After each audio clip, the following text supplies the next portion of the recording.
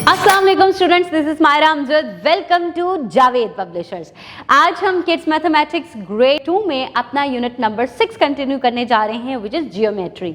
और आज का हमारा टॉपिक है 3 डायमेंशनल शेप्स। तो चलते हैं अपने आज के लेसन की तरफ। जी तो बच्चों, बुक का पेज नंबर 125 ओपन कर लें, जहाँ पे हमने 3D ऑब्जेक्ट्स के बारे में स्टडी करना है। 3D और 3 डायमेंशनल ऑब्जेक्ट्स हैव 3 डायमेंशंस। जैसे 2 डायमेंशंस में 2 डायमेंशंस थी, अब 3 डायमेंशंस में 3 डायमेंशंस हैं, लेंथ, विड्थ और हाइट। और सबसे मज़े की एग्जांपल आती है हमारी डाइस की। जी, लूडो का वो दाना जब वो गिरता है तो उसमें हमें एक साइड से 6 नज़र आता है, एक साइड से 4 नज़र आता है, एक साइड से 5 नज़र आता है, और हमें तीनों साइड्स नज़र आ रही होती हैं। तो वो क्या है? वो 3 डायमेंशनल ऑब्जेक्ट है। इसी तरह वो क्यूब शेप को फॉलो करता है, तो हमारी क्यूब शेप भी हमारी 3 डायमेंशंस में आती है। तो चलें प्रॉपर्टीज देख लेते हैं। Cube, I am a cube, I can slide along all the face. आप हमें किसी भी फेस से स्लाइड कर सकते हैं।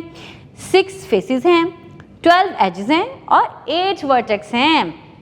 आई am a cuboid, I can also slide along all the faces. बिल्कुल, मुझे भी आप हर तरह से स्लाइड कर सकते हैं। I have the same number of faces, edges and vertex like a cube.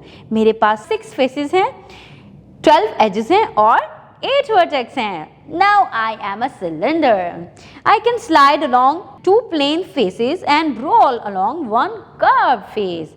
ठीक है, जैसे हमारी कैंडल होती है, हम उसको एक कर्व फेस से रोल कर सकते हैं और 2 साइड से स्लाइड कर सकते हैं। इसके 3 फेसेस हैं, 2 एजेस हैं और कोई वर्टेक्स नहीं है, याद रखना। अब पेज नंबर 126 पर चलो और देखते हैं कोन को। I am a cone and I can slide along 1 plane face and roll along 1 curved face. क्योंकि इसका जो लास्ट वाला कॉर्नर है वो बहुत ही ज़्यादा जो है वो नुकीला होता है, इस वजह से इसके 2 फेसेस हैं, एक एज है और एक ही वर्टेक्स है। अब बारी आई है हमारे स्फीयर की। जी, हमारा फुटबॉल। बिल्कुल, ये बिल्कुल रोल हो सकता है ऑल डायरेक्शन में, और इसका 1 फेस है और no vertex and no edge. ठीक है, और ये उसी फेस से जो है वो रोल हो सकता है। बच्चों, अब आपने बहुत सारी शेप्स को सीख लिया है, अब हम चलते हैं अपनी एक्सरसाइज की तरफ। Write the name of each shape and match each to its correct object. ठीक है, जैसे पहली है वो क्यूबॉइड है, तो क्यूबॉइड को आपने ब्रिक के साथ मैच कर देना है। फिर सर्कल है तो सर्कल लिख के आपने उसको बॉल के साथ मैच कर देना है। इसी तरह आपने इन तमाम शेप्स के नाम लिखने हैं और इनको इनके ऑब्जेक्ट्स के साथ मैच करना है। अब जल्दी से एक समरी देख लेते हैं कि हमने इस चैप्टर के अंदर क्या क्या पढ़ लिया।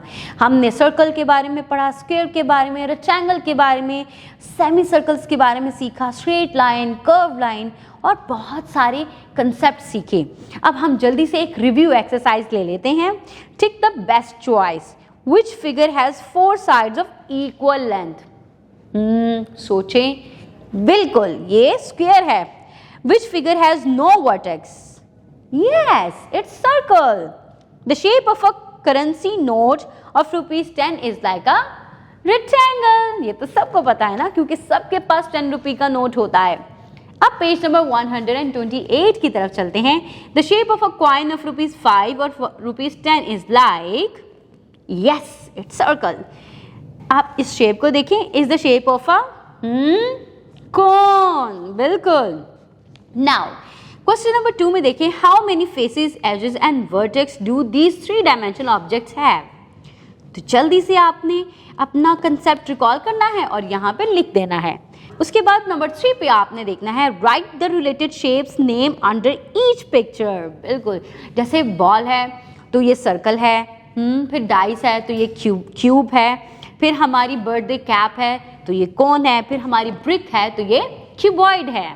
अब right the names of parts of the given shape. बिल्कुल, आपने अब क्या करना है, आपने अपना क्यूब खोलना है और बताना है कि यहाँ पे फेसेस क्या हैं, वर्टेक्स क्या हैं और एजेस क्या हैं।